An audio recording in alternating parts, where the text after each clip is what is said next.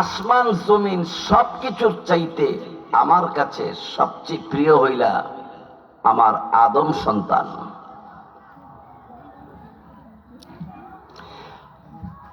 এত কিছু আল্লাহ তাআলা 6 দিনে বানাইছে। একটা আসমানের মোটা কত? মুহাদ্দিসিনে কেরাম বলেন একটা আসমানের এক কিনার থেকে অপর কিনারে যাইতে 500 বছর লাগে, এত মোটা। তারপরে এক আসমান থেকে আরেক আসমানে যাওয়ার মাঝখানে ফাঁকা জায়গা আছে 500 বছরের রাস্তা। তাহলে মোট কথা হলো একটা আসমান থেকে দ্বিতীয় আসমানে যাইতে হইলে 1000 বছর লাগে। এবার আসমান কয়টা পারেন না, জানেন না, দেখছেন না তো সব আন্দাজে কেমনে কইবেন, ডরাও তো আছে। আসমান বানাইছেন আল্লাহ 7টা। কোরআনে আল্লাহ বলেন الذي خلق السبع السماوات طباقا। আল্লাহ এমন সত্তা যিনি 7টি স্তরে 7টি আসমানকে আল্লাহ তাআলা নির্মাণ করেছেন। আমার বলার অর্থ হলো এত কিছুকে আল্লাহ 6 দিনে বানাইলেন, আর একজন মানুষকে আল্লাহ তাআলা বানাইছেন 10 মাস 10 দিনে। বান্দা তুই আমারে চিনস না? আল্লাহ বলে বান্দা তুই আমার সাথে নাফরমানি কেন করবি? কাইফা তাকফুরুনা বিল্লাহ,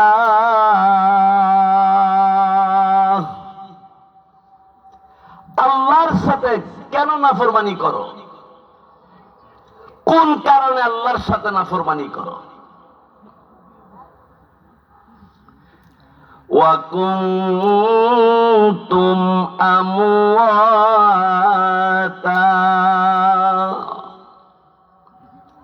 ও মানুষ তোমরা সবাই মৃত ছিলে, তোমরা মরা ছিলা, মরা। ফাআহইয়াকুম, তোমাদেরকে আমি আল্লাহ জিন্দা করেছি, জীবিত করেছি। সেই আল্লাহ তাআলাকে তুমি চিনো না? যে আল্লাহ তাআলা তোমাকে মানুষ বানাইছেন, যে আল্লাহ তোমাকে মুসলমান করেছেন, যে আল্লাহ আমাকে আপনাকে আখিরি পয়গম্বর খাতামুন নবিয়্যিন রাহমাতুল লিল আলামিনের উম্মত বানাইছেন, বিনা দরখাস্তে এত কিছু আল্লাহ আমাদেরকে দিল, আর আমরা আল্লাহকে ভুলে গেছি। এর চেয়ে বড় নিমক খারামি আর কিছুই হইতে পারে না।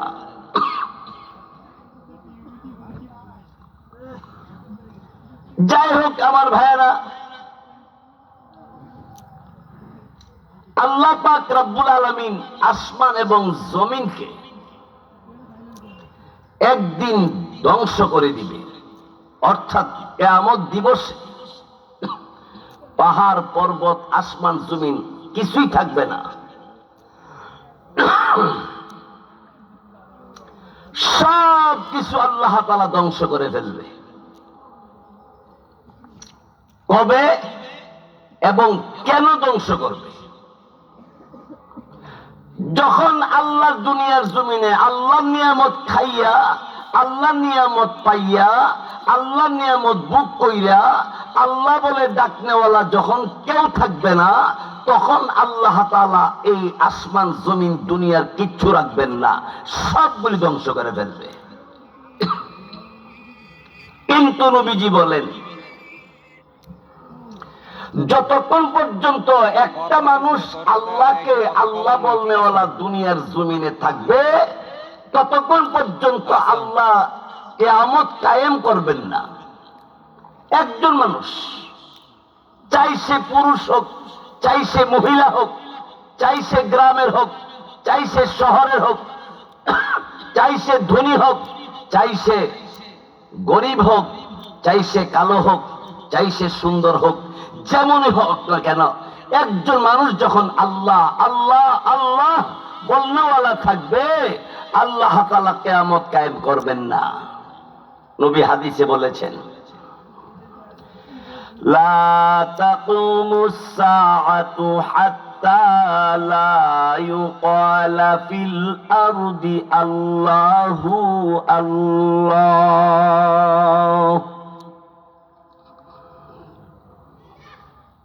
আমার ভাইরা, আল্লাহ পাক রব্বুল আলামিন তিনি কিয়ামত কায়েম করবেন না। নবী বলেন, যতক্ষণ একজন মানুষ দুনিয়াতে আল্লাহকে আল্লাহ বলনেওয়ালা থাকবে। এই জন্যই আল্লাহর নাম জারি থাকার জন্য মাদ্রাসার দরকার, আল্লাহর নাম জারি থাকার জন্য মসজিদের দরকার, আল্লাহর নাম জারি থাকার জন্য দাওয়াতে তাবলীগ জারি থাকার দরকার। ও আমার ভাইয়েরা, বন্ধুরা আমার, আমরা এখানে যারা বসছি, হয়তোবা আগামীকাল এই টাইমে কবরও থাকা লাগতে পারে। নরসিংদী আমি এক মাদ্রাসার দায়িত্ব পালন করি, কেন্দ্র মসজিদে জুমার নামাজ পড়াই। আমার একজন মুসল্লি গতকালও সুস্থ আমাদের সাথে কথাবার্তা বলছে, এশারের নামাজের পরে বাসায় ঘুমাইছে। জনাব শামসুল হক মোল্লা সাহেব, আমার মুসল্লি, তিনি রাতে ঘুমের ঘরে মারা গেছে। ফজরের সময় ওনারে ডাকতেছে, উনি উঠে না। পরীক্ষা নিরীক্ষা করে দেখলো উনি বেঁচে নাই, দুনিয়া থেকে বিদায় হয়ে গেছে। বায়ু দুস্থ বুজুর্গ মানুষ ঘুমের ঘরে মারা যায়। ঘর থেকে বের হয়, বিকাল বেলা বাসায় আসবে, আর ফেরত আসতে পারে না। অনেক সময় রাস্তায় মারা যায়, গাড়িতে মারা যায়।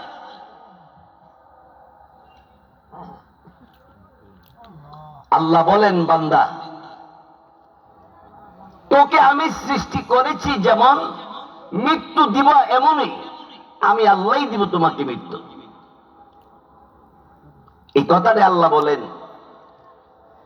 সুম্মা ইউমীতুকুম সুম্মা ইউহয়ীকুম। আমি মৃত্যু দিব, এরপরে তোমাদেরকে আমি আবার আল্লাহ জিন্দা করব। সুম্মা ইলাইহি তুরজাউন।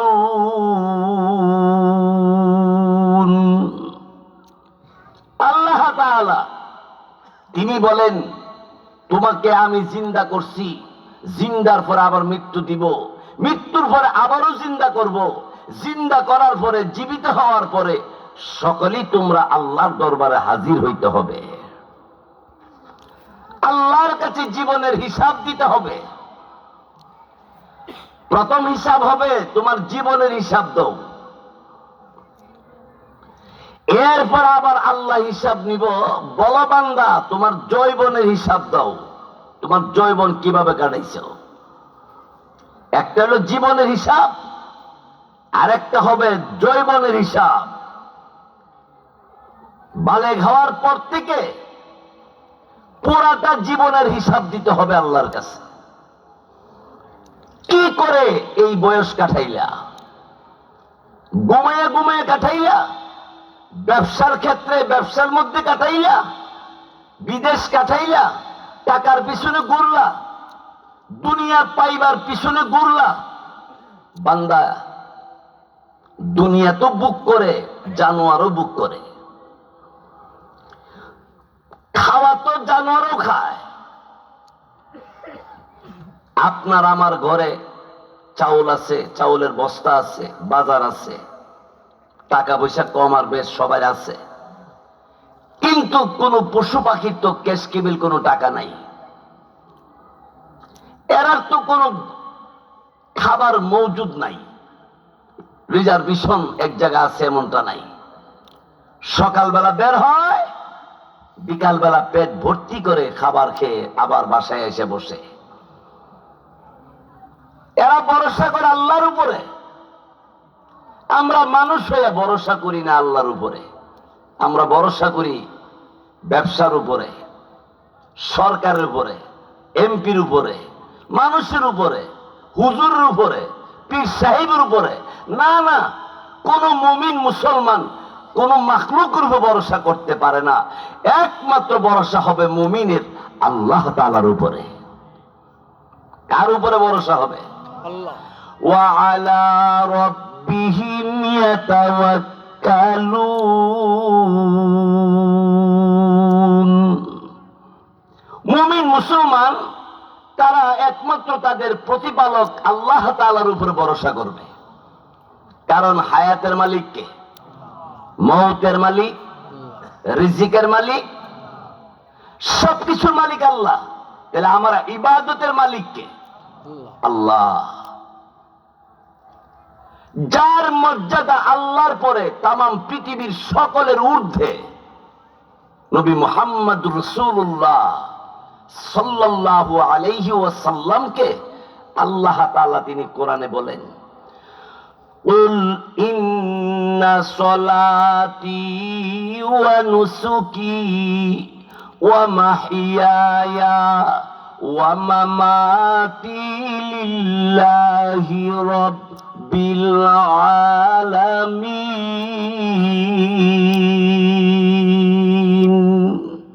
হাবিব, আপনি বলুন, আপনার নামাজ, আপনার কুরবানি, অর্থাৎ আপনার হায়াত, মওত, ইবাদত, বন্দেগী, দান, খায়রাত সবকিছু লিল্লাহি রাব্বিল আলামিন, একমাত্র আল্লাহর জন্য হতে হবে। নবীকে যদি আল্লাহ এই কথা বলে, তাহলে আমাদেরকে এই কথা দিয়ে আরো গুরুত্ব দিতে চায় আল্লাহ, যে নবীর বেলায় যদি এমন হয় তোমার ইবাদত বন্দেগী সবকিছু একমাত্র আল্লাহর জন্য হইতে হবে। আর আল্লাহর জন্য যতদিন পর্যন্ত দুনিয়াতে ইবাদত বন্দেগী চলবে, ততদিন পর্যন্ত আল্লাহ তাআলা কিয়ামত কায়েম করবেন না।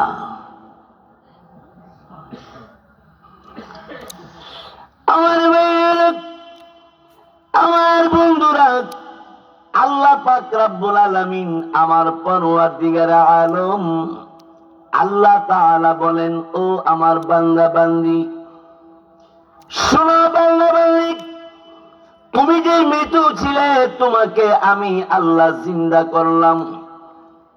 কিরে বান্দা, 24 ঘন্টার ভিতরে আমি আল্লাহর ইবাদত করবে।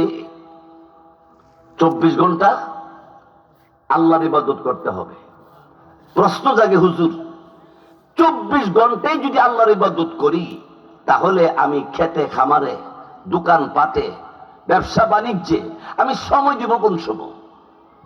একটু শুনেন। আপনি ফজরের নামাজ পড়ার পরে আল্লাহ তাআলা তিনি বলে, ফান্তাশিরু ফিল আরদ, তোমরা জমিনে ছড়ায় পড়ো, জমিনে কাজ করতে থাকো। ফজরের নামাজ পড়া জোহরের নামাজের আগ পর্যন্ত যতক্ষণ পর্যন্ত আপনি কাজ করবেন, ততক্ষণ পর্যন্ত আপনার নামে ফেরেশতারা সওয়াব লিখতে থাকবে। ইবাদত হবে, ইবাদত।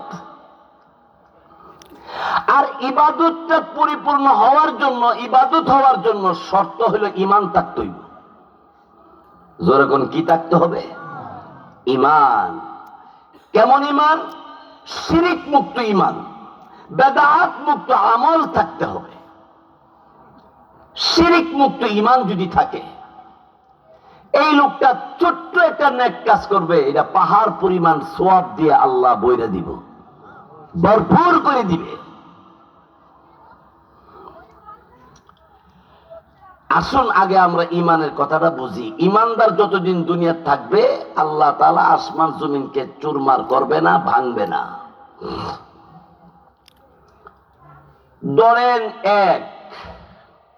একটা বোর্ডের মধ্যে, আমি আপনাদেরকে বোঝাবার জন্য বলছি, একটা বোর্ডে লেখলাম এক তো একই, একের পরে যদি ডান পাশে একটা শূন্য দেই কত হইল? 10। আর একটা শূন্য দিলে 100, আর একটা শূন্য দিলে 1000, আর একটা শূন্য দিলে 10,000, আর একটা শূন্য দিলে 1,00,000। প্রথম ছিল শুধু এক, ঠিক না? এই একটা ডাইনে যদিও শূন্যর কোনো দাম নাই, কিন্তু একের ডাইনে শূন্য বসাইলে শূন্যের দাম কম হয় না, একের 10 বানায় দেয়। ঠিক আছে? এমনি তো শুধু এক লেখছেন, একের ডান পাশে যখন আপনি একটা শূন্য বসাই দিয়েছেন, এই একের আল্লাহ কি করলো? 10 বানাই দিল। ঠিক তেমনি ভাবে কথাটা বোঝার চেষ্টা করবেন। এখন একের ডাইনের শূন্য বসাইতে বসাইতে 1,00,000 হইছে। এখন একটারে সরাইলাম, এক সরান, মনে মনে সরাই দেন একেরে। এবার কয় হাজার আছে? শূন্য তো সবই আছে, খালি এক এনে সরাইলেন।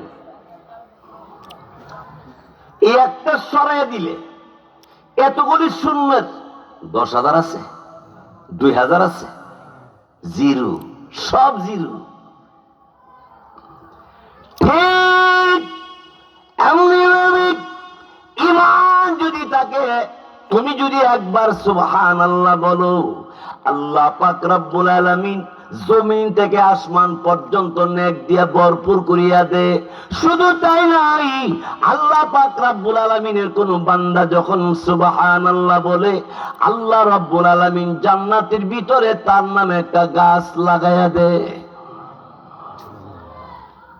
কন্যা সুবহানাল্লাহ, সুবহানাল্লাহ। এই যে সুবহানাল্লাহ বলছেন, বেহেশতের ভিতরে একটা গাছ হয়ে গেছে। নেন, এটা আপনার গাছ।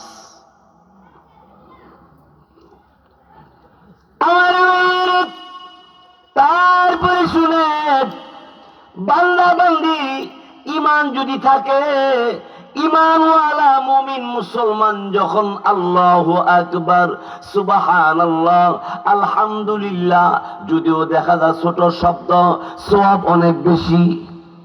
যদি ঈমান থাকে, ঈমানদার মধ্যে যদি শিরিক না থাকে, শিরিকওয়ালা ঈমানওয়ালার দাম আল্লাহর কাছে নেই।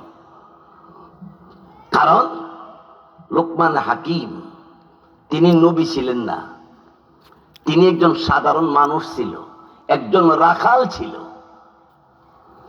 লোকমান হাকিম তিনি তার ছেলেকে বলতেছিল, ইয়া বুনাইয়া, হে আমার ছেলে, লা তুশরিকি বিল্লাহ, এই আমার বৎস, এই আমার ছেলে, শিরিক গুনাহ করবা না, আল্লাহর সাথে কাউকে তুলনা করবা না। ইন্নাশ শিরকা লাযুলমুন আযীম।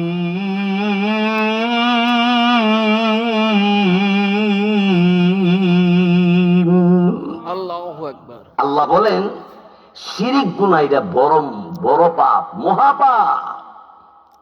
এই জন্য শিরিক গুনাহ থেকে বেঁচে থাকা, শিরকে বিল্লাহ থেকে বেঁচে থাকা, পরিবার পরিজনদেরকে বাঁচায় রাখার পথ দেখায় দেওয়া।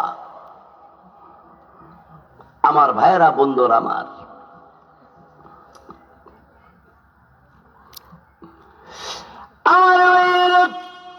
আমার আল্লাহ পাক রব্বুল আলামিন তিনি বলেন, যখন আসমান ভেঙ্গে চুরমার হবে, তখন আসমানে যে তারকারাজি আছে সবগুলি খণ্ড বিখণ্ড হইয়া পড়তে থাকবে। আসমানটা ভাঙ্গা চুরমার হতে থাকবে, একটা একটা করে আসমান ঠাস ঠাস করে ফেটে যাবে এবং ভেঙ্গে ভেঙ্গে খণ্ড খণ্ড হইয়া পড়তে থাকবে। আল্লাহ কোরআনের আরেক জায়গায় বলেন, খাফিজাতুর রাফিআহ ইযা রুজ্জাতিল আরদু রাজ্জা ওয়া বুসাতিল জিবালু বাসসা ফাকানাত হাবাআম মুনবাসসা। কিয়ামতের ভয়াবহ অবস্থা বর্ণনা করে আল্লাহ। কোরআন শরীফের ভিতরে ৬,০০০-এর উপর আয়াত আছে। এর ভিতরে প্রায় ২,০০০ আয়াত আল্লাহ তাআলা শুধু কিয়ামতের ব্যাপারে আলোচনা করছে, কিয়ামতের ব্যাপারে আলোচনা করছে। ওই কিয়ামতের দিন তুমি কি করে আল্লাহর সামনে দাঁড়াইবা, কি কামাই করলা, এই ব্যাপারে তুমি কি চিন্তা করলা? ইয়া আইয়ুহাল্লাযীনা আমানুত্তাকুল্লাহ ওয়াল তানজুর নাফসুম মা কদ্দামাত লিগাদিন ওয়াত্তাকুল্লাহ। আল্লাহ বলেন, কিয়ামতের দিবসে আল্লাহর কাছে কি নিয়ে যাইবা, এই ব্যাপারে কি চিন্তা করলা, এই ব্যাপারে তুমি কি খেয়াল করছো, কি ভাবছো, এই ব্যাপারে কি কোন চিন্তা করছো? আল্লাহর দরবারে কেমনে হিসাব দিবা? আল্লাহর দরবারে যা নেওয়ার কথা ছিল তা কতটুকু জমা করলা, আল্লাহর কাছে কতটুকু পাঠাইলা? লা ইলাহা ইল্লাল্লাহ, ইলাহা ইল্লাল্লাহ, লা ইলাহা ইল্লাল্লাহ, লা ইলাহা ইল্লাল্লাহ, লা ইলাহা ইল্লাল্লাহ, ইল্লাল্লাহ, লা ইলাহা ইল্লাল্লাহ, লা ইলাহা ইল্লাল্লাহ, লা ইলাহা ইল্লাল্লাহ, লা ইলাহা ইল্লাল্লাহ,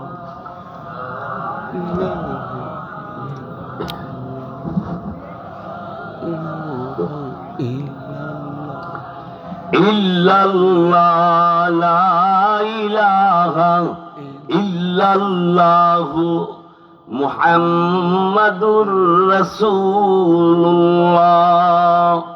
সাল্লাল্লাহু আলাইহি ওয়াসাল্লাম। আমার ভাইয়েরা, আল্লাহ তাআলা যেদিন কিয়ামত কায়েম করবে, এই দিন অবস্থা কি হবে? আল্লাহ বলেন, ইজাস সামাউ ফাতারাত, আসমান ভেঙ্গে ভেঙ্গে পড়বে। ওয়া ইযাল কাওয়াকিবু তাসারাত, আসমানে যে তারকা দেখো, এই তারকাগুলিও খণ্ড খণ্ড হইয়া পড়তে থাকবে। এখান থেকে মুফাসসিরিনে কেরাম বুঝাইতে চায়, এত বড় আসমান আর তারকারাজি যদি ভেঙ্গে চুরমার হইয়া যায়, তোমার ২০ তলা বিল্ডিং থাকবো কি থাকতো না? তুমি একটু ভাইবা দেখো। তোমার ১২০ তলা বিল্ডিং, ৩ তলা, ৫ তলা, ১০ তলা বিল্ডিং, এগুলি থাকবে কি না থাকবে না? রাখতে পারবে কি পারবে না? একটু চিন্তা করো।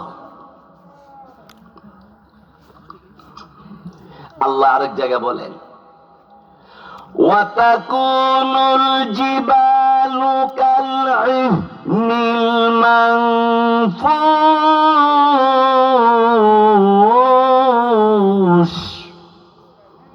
আল্লাহ বলেন, যখন কিয়ামত কায়েম হবে, তখন পাহাড় পর্বত সুতা যেভাবে তুলা যেভাবে উড়ে, দুনিয়ার সমস্ত পাহাড়গুলো এইভাবে তুলার মতো আঁকা বাঁকা হইয়া উঠতে থাকবে। ওই দিন তোমার অবস্থা কি হবে বলো?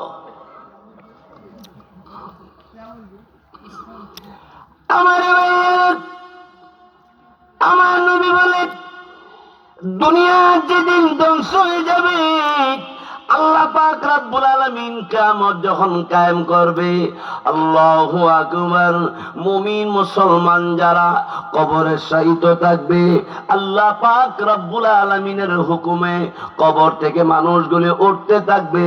কিন্তু মুমিন মুসলমান যে লোকে 5 ওয়াক্ত নামাজ পড়া অভ্যাস করলো, তাহাজ্জুদ পড়লো, আওয়াবিন পড়লো, চারটে নামাজ পড়লো, এইভাবে ইস্তেখারা নামাজ পড়লো, আওয়াবিন নামাজ পড়লো, কোরআন তেলাওয়াত করলো, এমন মুমিন মুসলমান কবর থেকে উইঠা এইদিকে আসমান জমিন সব ভেঙ্গে চুরমার হয়ে গেছে। মুমিন মুসলমান ডাক দিয়ে বলবে, কে কে গো, একটু পানি দাও, আমি উযু বানামু। পানি? উযু বানাবেন আপনি? ফেরেশতারা জিগাইব, উযু বানাইবেন কেন? নামাজ পড়বো তো। সুবহানাল্লাহ, সুবহানাল্লাহ। যারা 5 ওয়াক্ত নামাজ পড়ে অভ্যাস হয়ে গেছে, নামাজ না পড়লে তার কাছে গোসল না করলে যেমন শরীরে জ্বালা যন্ত্রণা লাগে, পেটে খিদা লাগলে যেমন না খাইলে খারাপ লাগে, নামাজটা না পড়লে তার শরীরে, তার মধ্যে কেমন যেন একটা জ্বালা যন্ত্রণা উঠতে থাকে। ঠিক কিনা জোরে কন? ঠিক।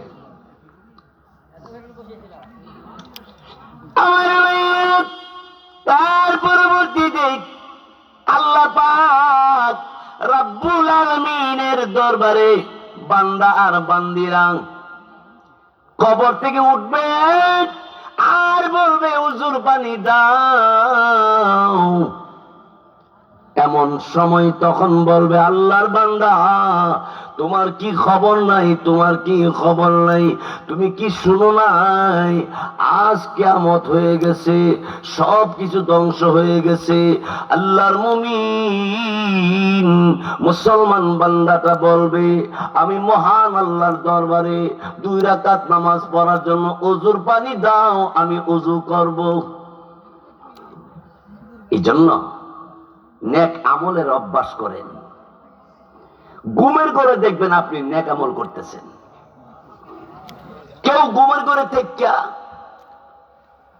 বাংলাদেশে টাকা পাচার করতেছে দেখে স্বপ্নে, আর কেউ গুমের করে স্বপ্নে মাছ ধরতেছে, ইলিশ মাছ পদ্মা নদী থেকে, আর কেউ গুমের করে বিদেশ যাইতেছে আবার আসতেছে, আর কেউ গুমের করে সুবহানাল্লাহ, আলহামদুলিল্লাহ, আল্লাহু আকবার, অথবা নামাজের মধ্যে স্বপ্নে দেখতেছে নামাজ পড়তেছে, তাসবিহ পড়তেছে, ইস্তিগফার পড়তেছে, আল্লাহর ভয়ে কাঁদতেছে, চোখের পানি পড়তেছে।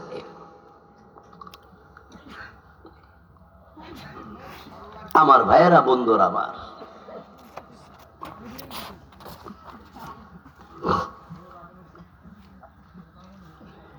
আমার ভাইয়েরা, এবার মুমিন মুসলমান ফেরেশতাদেরকে বলবে, কিয়ামত কায়েম হইলে নাকি ভয়ঙ্কর আওয়াজ হবে। কই আওয়াজ দিয়ে শুনলাম না।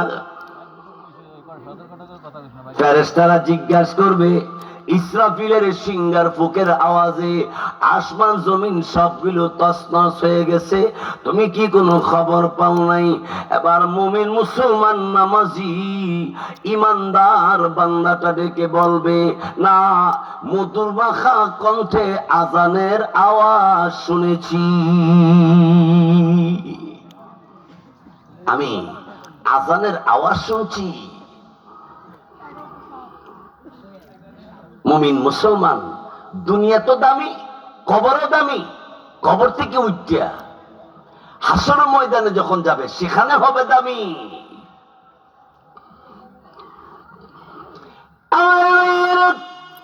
তারপরে শুনে আল্লাহ পাক রব্বুল আলামিন তিনি বলেন,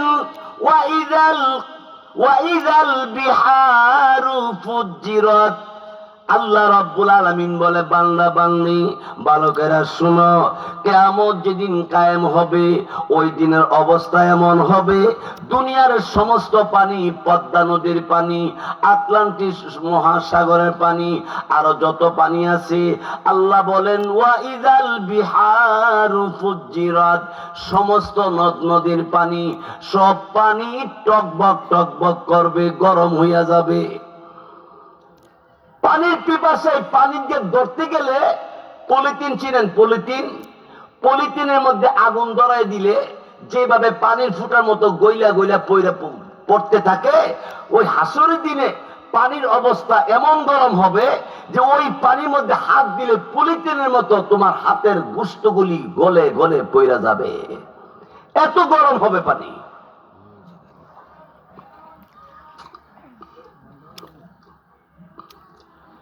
আমার ভাইয়ের শুধু তাই নয়, দৌড়াইয়া যাইবা তুমি, কারো কাছে যাইবা। আল্লাহ পাক রব্বুল আলামিন তিনি কোরআনুল কারীমের মধ্যে বলেন, ইয়াউমা ইয়াফিরুল মারউ মিন আখিহি ওয়া উম্মিহি ওয়া আবিহি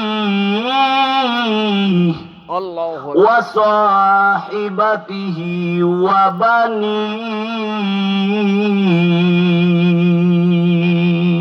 আল্লাহু আল্লাহ বলেন, হাসরের দিনে মানুষ একজনের আরেকজনের পরিচয় দিব দূরের কথা, পরিচয় দিতে গেলেও অস্বীকার করবে। আল্লাহ বলেন, হাসরের দিনে এক ভাই আরেক ভাইয়ের কাছে যাবে, ভাই দুনিয়ার জমিনে আমার ইটালি পাঠাইছিলি, আমাকে অক্সফোর্ড থেকে লেখাপড়া করাইয়া বড় ইঞ্জিনিয়ার বানাইছিলি, বড় ডাক্তার বানাইছিলি, বড় বড় ইউনিভার্সিটিতে আমার লেখাপড়া করাইতে গিয়ে ভাইয়া তুই আমার জন্য অনেক কিছু করেছিলি রে ভাই, অনেক উপকার করেছিলি দুনিয়ার জমিনে ভাই। এই ভাই নেকের অভাবে জাহান্নামের মধ্যে যাই, তোর জন্য ভাই অপেক্ষা করতেছি, নেক দিয়া আমার একটু সাহায্য কর, আমি জাহান্নামে না যাইয়া জান্নাতে যেন যাইতে পারি, আমাকে একটু নেক দিয়া সাহায্য করো। ভাই বলবে, দুনিয়ার জমিনে আমার ভাই ছিল, আমার মনে পড়ে না। ভাই বাইরে বলবে, আমার দুনিয়াতে ভাই ছিল, আমার মনে পড়ে না। আপন ভাই যদি কথা ক, তাহলে যেই নেতার পিছে ঘুরতেছি, নেতা নামাজ পড়ে না, কর্মীও নামাজ পড়ে না, নেতার মধ্যে আল্লাহর বই নাই, কর্মীর মধ্যে আল্লাহর বই নাই, হাসরের ময়দানে এই দলের উপরে ভিত্তি করে আল্লাহর দরবারে নাজাত পাওয়ার কোন মাধ্যম হবে না। এক হাদিসে আল্লাহ নবী বলেন, মান বাত্তাআ বিহি ওয়া আমালুহু লাম ইউসরি বিহি নাসাবা। দলের ক্ষমতা দিয়া, বংশের পরিচয় দিয়া কেউ নাজাতের মাধ্যম করতে পারবে না, কেউ নাজাতের জন্য কোন ব্যবস্থা নিতে পারবে না।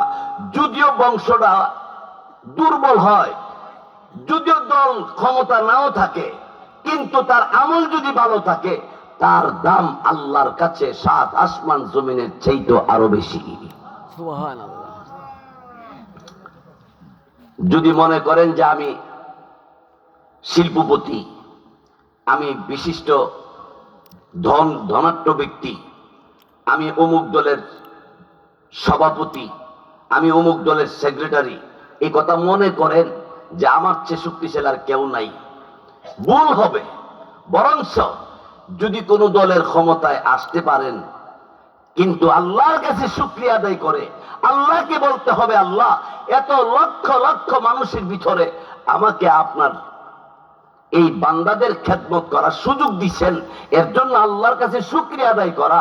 কোরআন হাদিস মতো নাইবে নবী উলামায়ে কেরামের পরামর্শের মাধ্যমে জীবন পরিচালনা করে আল্লাহর দুনিয়াতে আল্লাহর আইন চালুর জন্য চেষ্টা চালাইলে ওই নেতারা কাল কিয়ামতের ময়দানে দল সহ জান্নাতে যাওয়ার সুযোগ পাবে।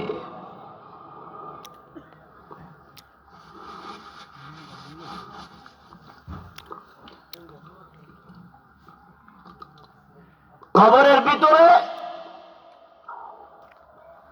থাকাটাও চিরস্থায়ী না।